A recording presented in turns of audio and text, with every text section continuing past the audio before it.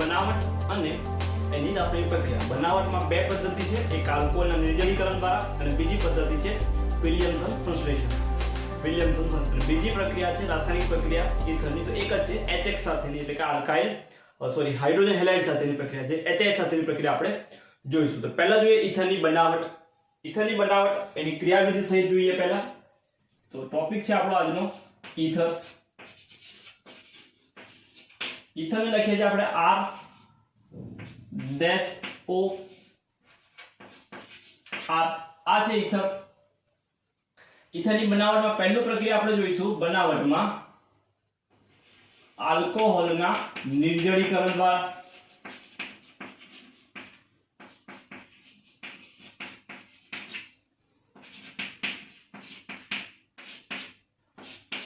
આલ્કોહોલના નિર્જલીકરણ દ્વારા તો આલ્કોહોલનું નિર્જલીકરણ જે છે પ્રોટિક એસિડની હાજરીમાં, એટલે કે આલ્કોહોલ જે છે એનું નિર્જલીકરણ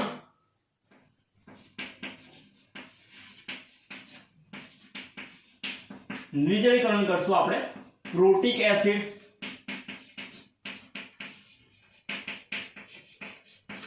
પ્રોટિક એસિડ એટલે કે H2SO4 અથવા H3PO4 વડે। જો આલ્કોહોલનું નિર્જલીકરણ પ્રોટિક એસિડ એટલે કે H2SO4 અથવા H3PO4 વડે કરવામાં આવે તો જે નિપજ છે એ નિપજ તાપમાન પર આધાર રાખશે, એટલે મળતી નિપજ જે છે એ નિપજ તાપમાન આધારિત હશે। તાપમાન આધારિત હશે। જો તાપમાન 443 કેલ્વિન હશે, જો તાપમાન 443 કેલ્વિન હશે તો મળતી નિપજ જે છે એ ઇથિન હશે। જો ઇથેનોલ હશે તો ઇથિન હશે, તો આપણે લખીએ આલ્કીન।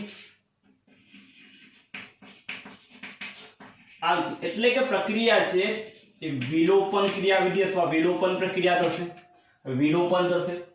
જો તાપમાન 413 કેલ્વિન હશે, જો તાપમાન 413 કેલ્વિન હશે તો મળતી નિપજ ઈથર હશે, મળતી નિપજ ઈથર હશે। એટલે પ્રક્રિયા છે એ SN2 ક્રિયાવિધિ મુજબ થશે, SN2 ક્રિયાવિધિ મુજબ થશે। તો આલ્કોહોલનું નિર્જલીકરણ પ્રોટિક એસિડ જેવા કે H2SO4 અથવા H3PO4 વડે કરવામાં આવે તો મળતી નિપજ એ તાપમાન આધારિત હશે। જો તાપમાન 443 કેલ્વિન તો આલ્કીન વિલોપન ક્રિયાવિધિ મુજબ થશે, 413 તો ઈથર SN2 ક્રિયાવિધિ મુજબ થશે। તો લખીએ આપણે ઉદાહરણમાં ઇથેનોલ લઈએ, CH3CH2OH જેને આપણે ઇથેનોલ કહીએ છીએ। ઇથેનોલ જો પ્રક્રિયા H2SO4 સાથે કરીએ આપણે, सांद्र H2SO4, तापमान लखी नाखिए આપણે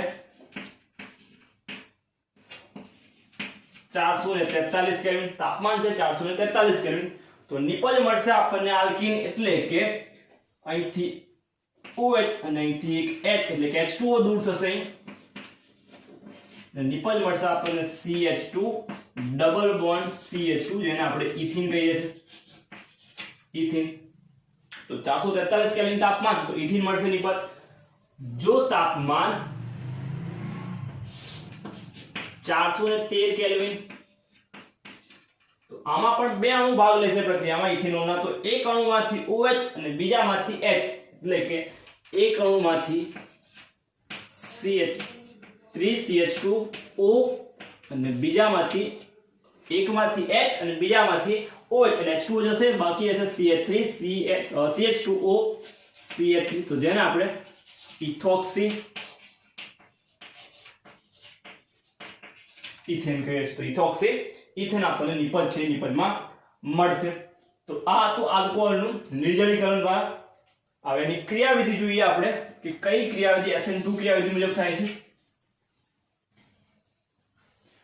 तो अल्कोहल છે આપણી જોડે, તો પ્રક્રિયા લખી હોય તો આખી પ્રક્રિયા આજે લખાશે ઇથેનોલની પ્રક્રિયા, ઇથેનોલની પ્રક્રિયા H2SO4 સાથે કરવાની છે, सांद्र H2SO4 પ્રમાણ હશે 2:1 ના પ્રમાણમાં, તાપમાન હશે આપણી જોડે 413 કેલ્વિન તાપમાન, નિપજમાં મળશે આપણને ઇથોક્સી ઇથેન એટલે કે ઇથર મળશે, એટલે કે ઇથેનોલ હશે તો 2 મોલ ઇથેનોલ તો CH3 CH2OH પ્રક્રિયા કરવાની છે આપણે સાંદ્ર H2SO4 સાથે, સાંદ્ર H2SO4 તાપમાન છે 413 કેલ્વિન તાપમાન, તો એક અણુમાંથી H અને બીજામાંથી OH તો બાકી રહેશે CH3 CH2O CH2 CH3 જેને આપણે ઇથોક્સી ઇથેન કહીએ છીએ, ઇથોક્સી ઇથેન મળે તો આપણે નિપજ ને આ હતું ઇથેનોલ તો આલ્કોહોલના નિર્જલીકરણ દ્વારા તો આ રીતે એને લખાશે। પ્રક્રિયાની ક્રિયાવિધિમાં જોઈએ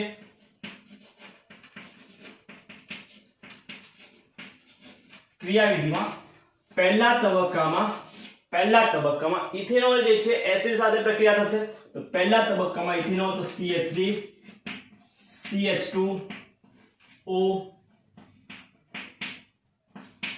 H એની પ્રક્રિયા થશે એસિડ એટલે કે H+ સાથે, તો આ ઇલેક્ટ્રોન જે છે યુગ્મમાં H+ ને H+ એની પર હુમલો કરશે એટલે H+ જોડે જોડાશે એટલે આપણને મળશે પ્રોટોનિક આલ્કોહોલ મળશે। એટલે પહેલા નિપજમાં આપણને પ્રોટોનિક આલ્કોહોલ યાદ રાખશું તો CH3 CH2OH અને બીજો પણ H ઉપર પ્લસ ચાર્જ આવશે તો આને પ્રોટોનિક આલ્કોહોલ કહેવાશે, તો પ્રોટોનિક આલ્કોહોલ બનશે।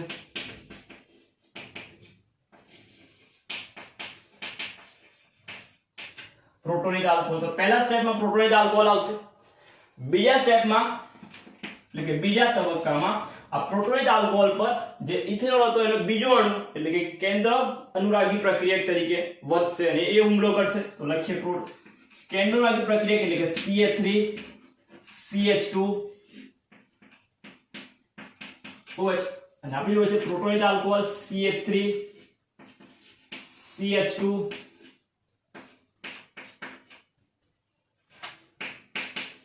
H ને પ્લસ, તો અહીંથી છે H2O નો મોલેક્યુલ દૂર થઈ જશે, H2O છે દૂર થશે અને અહીંથી જે છે આ હુમલો કરશે અહીં તો CH2 જોડે જોડાશે, તો નિપજમાં મળશે આપણને પ્રોટોનિક ઇથર મળશે, તો મળતી નિપજ આ રીતે હશે, તો H2O છે દૂર થશે, H2O અહીંથી દૂર થશે, મળતી નિપજ લખાશે CH3 CH2OH CH2 CH3 આની પર આવશે પ્લસ ચાર્જ અને પ્રોટોનિક ઇથર કહેવાશે,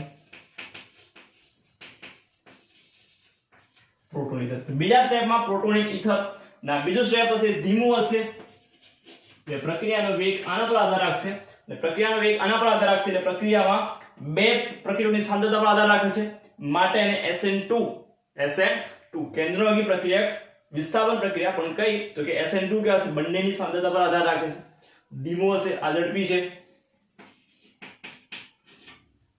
પ્રોટોનિક ઇથર છે એમાંથી H+ દૂર થઈ અને આપણે નિપજ મળશે ત્રીજા તબક્કામાં, તો ત્રીજો તબક્કો તો પ્રોટોનિક ઇથર છે એટલે CH3 CH2HO+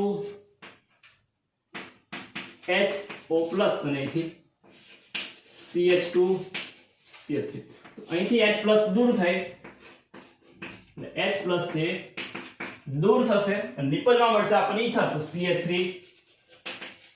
CH2O CH2 CH3, તો આ હતી આપણી ઇથરની ક્રિયાવિધિ। તો આલ્કોહોલના નિર્જલીકરણ દ્વારા સમજાવો તો પહેલા તો આલ્કોહોલ જે છે ઇથેનોલ એને H+ સાથે પ્રક્રિયા કરી એટલે O જોડે H એટલે 2 H જોડશું એટલે પ્રોટોનિક આલ્કોહોલ કહેવાશે। પ્રોટોનિક આલ્કોહોલની બીજા આલ્કોહોલના અણુ સાથે પ્રક્રિયા કરશું એટલે કેન્દ્ર અનુરાગી પ્રક્રિયક તરીકે વર્તશે, એમાંથી એકમાંથી OH એટલે કે H2O દૂર કરશું અને જોડી દઈશું એટલે બનશે CH3 CH2OH CH2 છે જેને પ્રોટોનિક ઇથર, અને ત્રીજા સ્ટેપમાં પ્રોટોનિક ઇથરમાંથી H+ દૂર કરશું એટલે CH3 CH2O CH2 CH3 H હતું એ દૂર કરશું, બાકી રહ્યું CH3 CH2O CH2 CH3 એટલે કે ઇથર।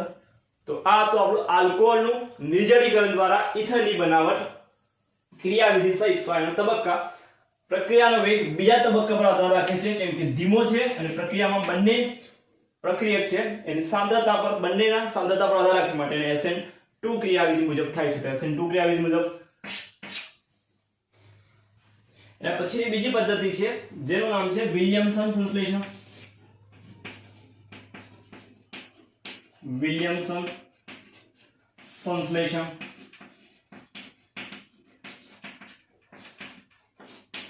વિલિયમસન સંશ્લેષણ. વિલિયમસન સંશ્લેષણમાં પ્રક્રિયામાં શું જોઈએ છે તો વિલિયમસન સંશ્લેષણ પ્રક્રિયામાં તો જે આગળની નિપજ હતી આગળની પ્રક્રિયા હતી એમાં આપણને સમિત્ય ઇથર મળશે. સમિત્ય મતલબ ઓક્સિજન જે છે એ ઓક્સિજનની બંને બાજુ કાર્બન છે સરખી સંખ્યા સમાન સંખ્યામાં મળશે. સમાન સંખ્યામાં મળશે એટલે કે એને સમિત્ય ઇથર કહેવાશે. જ્યારે વિલિયમસન સંશ્લેષણ દ્વારા આપણે અસમિત્ય એટલે કે સમિત્ય ઇથર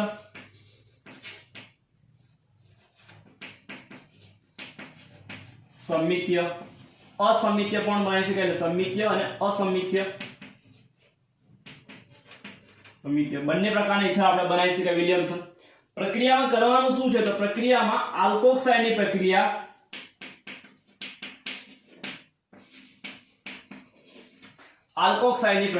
આલ્કાઇલ હેલાઇડ સાથે કરવાની છે.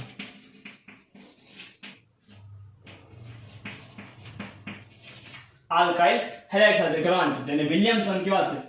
સોડિયમ આલ્કોક્સાઇડની એટલે કે આલ્કોક્સાઇડની પ્રક્રિયા આલ્કાઇલ હેલાઇડ સાથે કરવાની છે. તો નિપજમાં આપણને ઇથર છે ઇથર મળશે.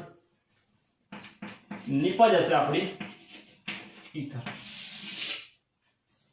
તો લખીએ ઉદાહરણમાં પહેલા સામાન્ય સમીકરણ બનાવીએ.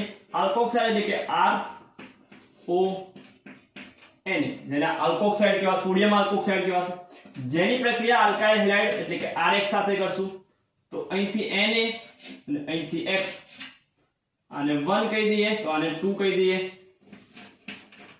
તો R1O R2 જોડાશે અને NaX જે છે દૂર થશે. તો આ આપણી નિપજ જેને ઇથર કહેવાશે R1O R2 અને NaX છે દૂર થશે. તો આ તો સોડિયમ આલ્કોક્સાઇડ જેની પ્રક્રિયા આલ્કાઇલ હેલાઇડ સાથે કરી ઇથર છે ઇથર આપણે નિપજમાં મળશે. હવે એનું ઉદાહરણ લખીએ.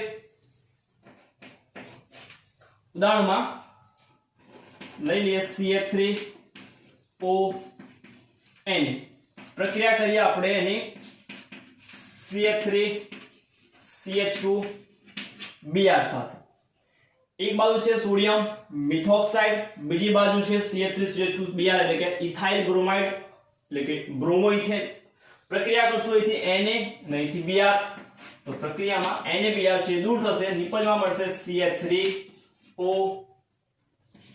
CH2CH અહીંથી આપણે દૂર કરશું અને આ છે ને જોડી દઈશું ઓક્સિજન જોડે અને NaBr છે છૂટું કરીશું તો NaBr છે આપણે દૂર કરશું તો NaBr તો મળશે આપણને મિથોક્સી ઇથેન મળશે CH3OCH2CH3. તો આ તો આપણું વિલિયમસન સંશ્લેષણ જેમાં સમિત્ય અને અસમિત્ય બંને પ્રકારના ઇથર છે આપણે બનાવી શકીએ. તો આ તો એનું પ્રક્રિયાનું સમીકરણ. એનું ઉદાહરણ ફિનોક્સાઇડ બનાવવો એરોમેટિક ઇથર બનાવવું હોય તો એરોમેટિકમાં જોઈએ ફિનોક્સાઇડ. તો ફિનોક્સાઇડ માટે જોઈએ આપણે ફિનોલ. તો કે ફિનોલ છે એટલે બેન્ઝીન પર હોય. આ ફિનોલની પ્રક્રિયા NaOH સાથે થાય તો નિપજમાં મળે આપણને ફિનોક્સાઇડ. તો બેન્ઝીન રિંગ ઉપર બનશે ONA. આ ને કેવા સોડિયમ ફિનોક્સાઇડ. આ સોડિયમ ફિનોક્સાઇડની પ્રક્રિયા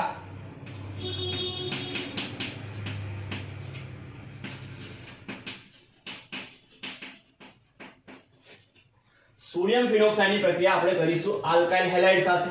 તો RH સાથે પ્રક્રિયા કરશું તો નિપજમાં મળશે આપણને એરોમેટિક ઇથર. તો બેન્ઝીન રિંગ પર બનશે OR અને NaX છે એ દૂર થશે તો OR બનશે. તો આ રીતે આપણે એરોમેટિક ઇથર એટલે કે એરોમેટિક ઇથર બનશે. તો જોઈએ આપણે ઉદાહરણમાં લખીએ એમાં. તો જો સપોઝ ફિનોક્સાઇડની પ્રક્રિયા બેન્ઝીન ONA પ્રક્રિયા કરી આની પ્રક્રિયા કરીએ CH3Br સાથે. સોડિયમ ફિનોક્સાઇડની પ્રક્રિયા મિથાઇલ બ્રોમાઇડ સાથે કરીએ એટલે બ્રોમોમિથેન સાથે કરીએ તો નિપજમાં મળશે આપણને બેન્ઝીન રિંગ અહીંથી Na ને Br તો એને Br કહ્યું, બાકી રહ્યું લખી નાખીએ તો બાકી રહ્યું O CH3 જેને આપણે એનિસોલ કહીએ તો એનિસોલ ની પદમાં મળશે, એનિસોલ ની બનાવટ તો એનિસોલ મળશે. જો ફિનોક્સાઇડ ની પ્રક્રિયા ફિનોક્સાઇડ ની પ્રક્રિયા આપણે CH3 CH2Br સાથે કરીએ, CH3 CH2Br સાથે તો Na Br દૂર થશે, નિપજમાં મળશે benzene ring O CH2 CH3 જેને આપણે ફેનિટોલ કહીશું તો ફેનિટોલ મળશે, ફેનિટોલ. અને જો પ્રક્રિયા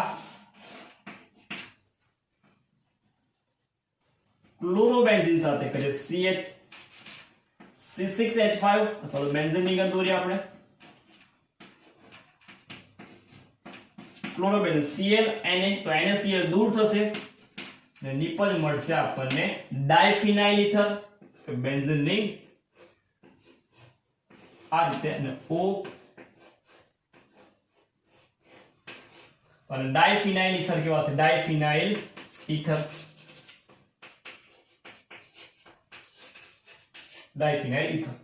તો આ તો વિલિયમસન આલ્કોક્સાઇડ અને આલ્કાઇલ હેલાઇડ સાથે પ્રક્રિયા કરી નિપજમાં આપણને જે છે એ ઇથર છે, ઇથર મળશે.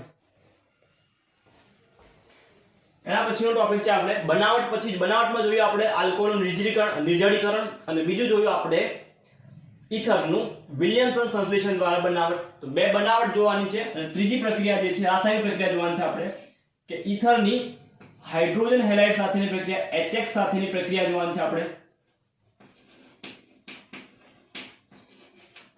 તો આપણા સિલેબસમાં જે 30% કટ થયું 30% એમાં 70% માં આ પ્રક્રિયા એટલે આપણે ભણવાની છે ઇથરની. તો કે HX એટલે કે હાઇડ્રોજન હેલાઇડ સાથેની પ્રક્રિયા. તો આ પ્રક્રિયામાં ઇથરમાં RO બોન્ડ જે છે એ તોડશે આપણે, તો RO બોન્ડ તૂટશે. નિપજમાં આપણને એક મળશે આલ્કાઇલ હેલાઇડ એટલે કે RX અને બીજું મળશે આપણને નિપજમાં RO. જો ROH ની ઊંચા તાપમાને પ્રક્રિયા કરશું, આ ROH ની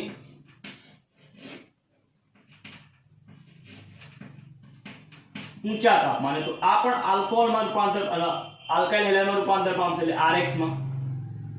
H2O છે દૂર થશે, H2O આ રીતેની પ્રક્રિયા છે, પ્રક્રિયા થશે. RO બોન્ડ છે તૂટશે, RX અને ROH બનશે.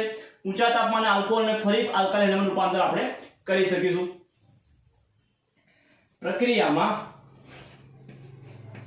જે આલ્કાઇલ હેલાઇડ છે એ આલ્કાઇલ હેલાઇડની ઇથર સાથેની પ્રતિક્રિયાત્મકતાનો ઓર્ડર પૂછાય MCQ માટે. તો HI greater than HCl HBr greater than HCl. તો MCQ માટે આ એનો ઓર્ડર ઇથરનો હાઇડ્રોજન હેલાઇડ સાથેનો જે પ્રતિક્રિયાત્મક અથવા તો રિએક્ટિવિટી જે ઓર્ડર છે એ HIBC યાદ રાખશું, IBC આયોડિન બ્રોમિન અને ક્લોરીન છે. ઉદાહરણમાં જોઈએ આપણે જો સમિતિ ઇથર હશે તો મળતી નિપજ આ રીતે સમિતિ ઇથરમાં જોઈએ આપણે સમિતિ ઇથર એટલે ઓક્સિજનની બંને બાજુ સમાન જે સરખી સંખ્યામાં સમૂહ જોડાયેલા હશે અથવા સમાન કાર્બન હશે તો R O R. તો સપોઝ અહીંથી બોન્ડ બ્રેક થાય છે, પ્રક્રિયા કરી આપણે HI સાથે કરી તો નિપજ આપણને મળશે RI અને ROH આલ્કોહોલ. ફરી પાછી આલ્કોહોલની પ્રક્રિયા થઈ HX સાથે અથવા HI સાથે તો H અને OH H2O છે દૂર કરશો અહીંથી એટલે H2O દૂર થશે તો ફરી બનશે RI પ્લસ H2O. તો આ રીતે પ્રક્રિયા છે, પ્રક્રિયા થશે. ઉદાહરણ લખવું એનું ઉદાહરણ લખીએ આપણે CH3O CH3. તો બોન્ડ સપોઝ અહીંથી બ્રેક કર્યો આપણે તોડ્યો તો CH3 પ્રક્રિયા કરી HI સાથે તો નિપજ મળશે આપણને CH3I પ્લસ CH3OH CH3OH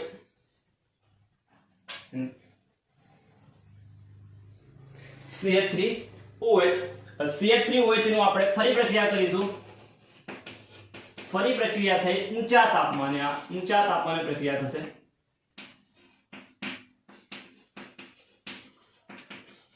તો ઊંચા તાપમાને પ્રક્રિયા થઈ ફરી HI સાથે, તો HOH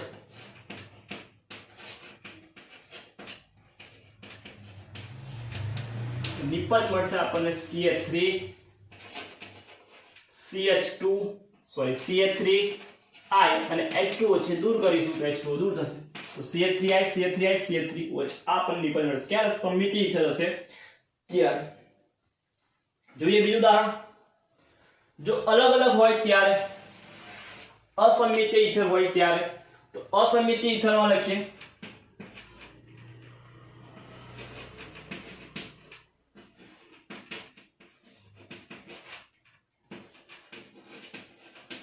અસમિત ઇથર. તો એક બાજુ સમૂહ છે આપણી જોડે R1O R2. આ સમૂહ છે આપણી જોડે સપોઝ નાનો આલ્કાઇલ સમૂહ છે ને આ છે આપણી જોડે મોટો આલ્કાઇલ સમૂહ. તો નાના આલ્કાઇલ સમૂહ છે ઓક્સિજન જોડેનો બંધ તૂટશે, નાના સમૂહનો આ ઓક્સિજન સાથેનો જે બંધ છે એ તૂટશે અને પ્રક્રિયા કરી આપણે સપોઝ અહીં HI સાથે,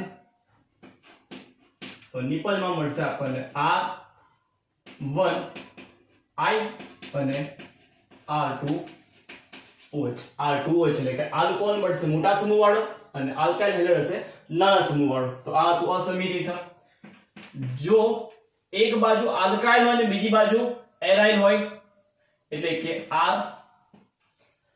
આલ્કાઇલ છે અને બીજી બાજુ છે આપણી જોડે એરોમેટિક ઇથર, તો બીજી બાજુ એરોમેટિક AR છે એટલે કે એરોમેટિક, ત્યારે બંધ જે છે બંધ તૂટશે આપણે આલ્કાઇલ વાળો. જ્યારે આ બંધ કેવો છે પ્રબળ બંધ હશે, કેમ કે sp2 કાર્બન સાથે જો એટલે આ બંધ તૂટશે નહીં.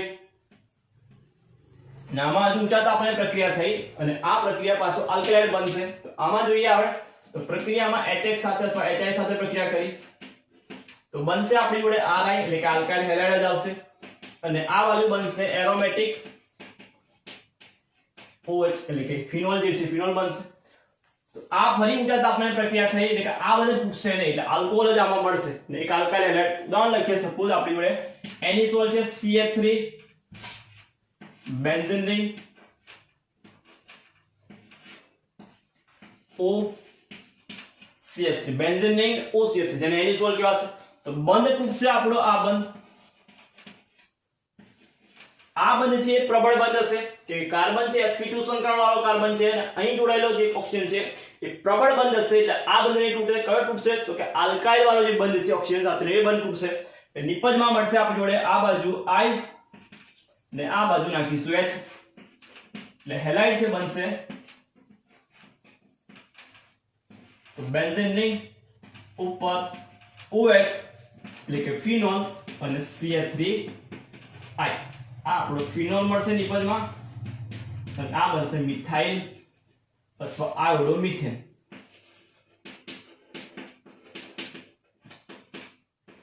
મિથેન આયોડોમિથેન. તો એક બાજુ આલ્કાઇલ છે બીજી બાજુ એરોમેટિક છે, તો આલ્કાઇલ અને ઓક્સિજન વાળો બંધ તૂટશે ને એમાં ઓક્સિજન બાજુ H અને આલ્કાઇલ બાજુ I નાખવાનું છે એટલે X નાખવાનું છે. બરાબર, આ રીતે નિપજ થશે. પછી છે બીજું પ્રક્રિયામાં જો એક બાજુ તૃતીયક હોય અથવા દ્વિતીયક હોય, તૃતીયક હોય ત્યારે એક બાજુ છે આપણી જોડે R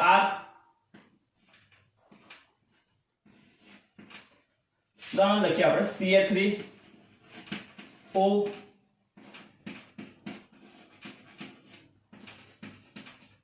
તો આમાં આપણે યાદ રાખશું કે આગળ લખ્યું કે મોટો સમૂહ છે એનો ઓક્સિજન છે પણ આમાં થશે શું તો આમાં કાર્બોકેટાયન બનશે એટલે કાર્બોકેટાયન સ્થાયી કાર્બોકેટાયન બનશે. માટે આપણે બંધ છે એ બંધ આ બંધ તૂટશે અને આ બાજુ આવશે I અને આ બાજુ આવશે એટલે તૃતીયક હેલાઇડ. તૃતીયક હોય ત્યારે તૃતીયક બાજુ I નાખવાનો એટલે X નાખવાનો અને ઓક્સિજન બાજુ H આવશે. તો પ્રક્રિયા કરીએ આપણે HI સાથે તો નિપજ જે છે એ નિપજ મળશે આપણને CH3OH અને તૃતીયક વાળો બનશે હેલાઇડ એટલે કે CH3I